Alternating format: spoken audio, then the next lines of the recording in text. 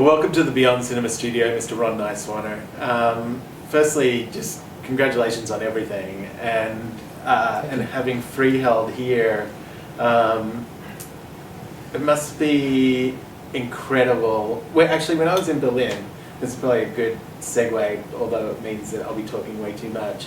When I was in Berlin, it was the week that the Supreme Court ruled on gay marriage.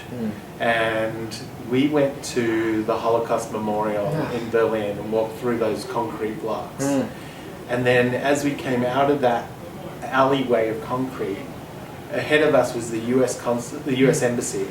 And the US Embassy had a massive rainbow flag draped, and they had the Berlin Bear in the window downstairs, and the Berlin Bear was wearing a rainbow sash. And I was like, imagine in less than a person's lifetime, this place has gone from a place of oppression where Jews, gypsies, gay people were getting killed by the thousands, if not millions. And here we are, 70 years later, 20 years since the fall of a wall that represented so much, 70 years since this incredible, terrible atrocity was occurring. And there was this celebration of equality overlooking a memorial of that past. It's extraordinary. Yeah. You know, and I met some, I've just been working in Berlin, and I have met some people there, and they don't have same-sex marriage rights in Germany, and they actually can't adopt children. Gay people can't. And so, there are times I'm actually a proud American in many ways, and we do the right thing sometimes, and we sort of do, and set an example for the world, Black president, Obamacare, gay marriage. It's been a pretty good summer, actually. Yeah, and it made me think, Philadelphia, which you wrote. I did. Was 94? 94. And so that's 21 years ago. And so much has changed. A lot has changed. Does that feel like a lifetime ago, or does it feel like a minute ago to you? Yeah, it feels like a long time ago in terms of not at all expecting that we would be fighting for even gay marriage, same-sex marriage rights, marriage equality. In the early 90s, the 80s and the early 90s, the plague, the epidemic of AIDS was so overwhelming and required so much energy and thought and conviction and courage that those things, getting married and settling down and being a modern family kind of couple, just was not. I don't think certainly wasn't on my mind. It wasn't on the minds of lots of people that I knew. And I went to my first gay protest march. I'm dating myself. In 1977. In 1977, I marched for gay civil rights in Pittsburgh, Pennsylvania, of all places. And in the 70s, we weren't even aspiring to be married. We didn't, gay people, we didn't want to be normal, actually. We thought we were going to teach straight people to all get divorced and, have multiple relationships and be wild and free like we were. So what liberation for gay people, what it means, has changed over the decades. But I think it's thrilling what we've achieved this year. And Philadelphia, Pennsylvania versus New Jersey, where this film, the origin of this film took place, working off a story that was also, a very highly regarded Oscar-winning short documentary by Cynthia Wade. Having that source material, how was that working from a documentary and working that way forward? Well, the documentary covered the last 6 weeks. Spoiler alert. Shall we say, of the story. So what I felt really challenged to do and was thrilled to do was to create this love story, this between Laurel and Stacy, and to explore how they met and how they fell in love, and the differences, the obstacles that they faced long before that they faced the main obstacle that they face in the story of Freeheld. And so that was, and I did that doing something that I really love to do, which is lots of research. So Stacy, who's played by Ellen Page in the movie, and Dane Wells, who's played by Michael Shannon in the movie, and Stephen Goldstein, who's played by Steve Carell in the movie, spent a lot of time with me. I went to all the places that the real places went, and I'm very, very pleased to say that much of what you will see and hear in the movie are things that actually happened, and words that were actually spoken by the real people. That's cool. And that provides you with a framework, I'm sure, as well, that kind of can guide you through a story too. Well, helps you define a language. The challenge and the fun part for me is, yes, and we're still making a movie. So, a lot of times you take certain dramatic license with things. To me, if the emotional truth is true, and the psychological truth is true, that's it. If, we change the number of years that certain people knew each other, or when Dane and Laurel actually worked together, and how many years they worked together, or what kind of case they were working on at the time, those are all facts. Those are all you can change. But the essential truths, I think our movie really hews closely to what really happened with those 4 people. And when you have these people who change the world, and they're ordinary people, whatever that means. And I say that very proudly because I'm working class, and my mom worked at Kmart, my dad was a postal clerk, so I'm very proud to be an ordinary guy. At least those are my roots. So they were just ordinary people who didn't set out to change the world. Laurel particularly was not political.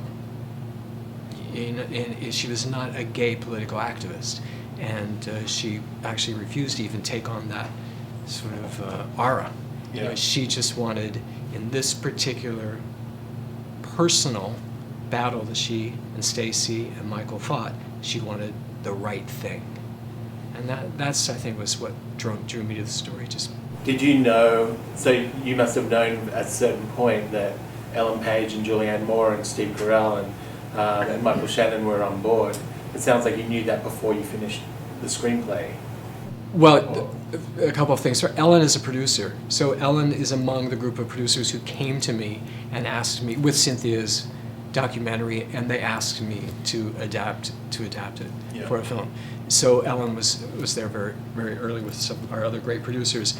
And Julian and Michael and Stephen actually came rather late in the process, meaning by that we had worked on the script. I had worked on the script for probably 4 years, with the great director Peter Sollett, and only when all the financing seemed to fall into place were we then able to go out and say, we actually have a real movie to offer to you, incredible actors, and they said yes. It's interesting, a couple of things. You mentioned Peter Sollett, and I know that you had a history. Did he tell you? Yeah. We read about it. Yeah.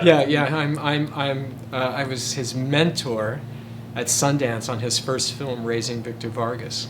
And so at what point did he know that? Did he come on board after you in this process? Yeah. Oh, Peter was Peter has since become a mentor at Sundance as a director, and he at the Sundance directing lab, someone handed him my script. Actually, Michael Schamberg, the producer, handed him my script, and he read it on the plane, and he cried. And I got this email, and I hadn't heard from Peter for like 5 years. And I got this email saying, I just read your script, Freeheld. I don't know if I don't think I'm in the top, those top 10 of those directors that get offered all the scripts, but I'm going to direct your movie. If you approve of me, I think maybe he said, and I said, Pete, that would be so exciting. Yeah, and it was. It's really great. That's really cool. And then another thing you said is that, that Julianne's character, which is Laurel, she is a reluctant hero, essentially, right? An ordinary person who potentially did not want to necessarily be a poster child or an advocate or an activist.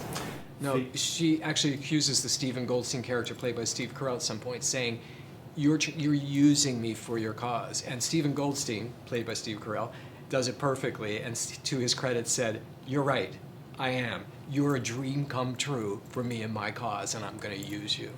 And what about for you? Like, I mean, because for you, you let us know that, you know, you were an activist in the 70s for gay rights. So I sound like I'm 90. no, but does that mean that in your art and in your writing, is that something that was a determination for you, that you were going to create art that aided the dialogue towards a better world, of more acceptance, things like that? Was there a kind of a goal there? I would say in general, no. In general, to me, tell me a great story, help me find a great story. I wrote a movie called The Painted Veil with Edward Norton and Naomi Watts, Yeah. you know, which is not any particular political cause, or they're not gay, and I loved that story and I told it. Philadelphia was an exception, because that was a response to AIDS. And Jonathan Demme, the great director Jonathan Demme, and I knew each other, and he called me actually and said, "Do you want? I don't know what else to do about this epidemic. My friends are dying. I'm furious. I'm terrified. Let's make a movie, because that's the only thing that you and I can do." You know, so that was a response to a situation. Freeheld to me was just being introduced to Laurel and Stacey Michael, these characters. That's what I care about. As a writer, I care about character and story. Yeah. You know, and so and in some ways, I hope the politics is buried beneath, you know, the human story. And I think, like, the measure of anybody is that they get to work with people again and again, and come back and cycle back to people that the mentors and the mentees, and so it's a great thing. But obviously, Painted Veil, you got to work with Liam and Naomi, and since then have worked with Liam again. I worked on Ray Donovan for 2 Donovan. years, and that was really fun. And Yeah. that was great. And my showrunner, Ann Bitterman, was really good friends with Edward Norton. So if you stick around long enough and remain in the business long enough, after a while you keep running into people and saying, "Oh, remember that movie we made 27 years ago?" So it happens. It's kind of great, actually. A good place to be. I want to hear about the Nyswaner Salzman film archive as well. Oh yeah, I live in Los Angeles, but I have a home in upstate New York, near the town of Kingston, New York, Yeah, sure. which is 2 hours north of New York City. And we have in this small town, we created this fantastic LGBTQ center. And I had an opportunity, as video and DVD stores have been dying, a lady named Barbara Salzman, who ran what we called Alternative Video. In our small town, she had hundreds and hundreds and hundreds of LGBTQ titles. And she wanted to donate them, and they needed some financial help, and it was my hometown. So in Kingston, New York, we have the 4th largest LGBTQ film archive in the United States. I think San Francisco, New York, and Chicago, and then Kingston, New York. So I'm very proud of that. Very cool. It's a pleasure getting to know you a little bit. Thanks so much for coming in and sharing some of your story with us. Great, thanks, And Elliot. congratulations again on Freeheld. Thank you so much. And its journey from here. Great, it's been a pleasure. Appreciate it.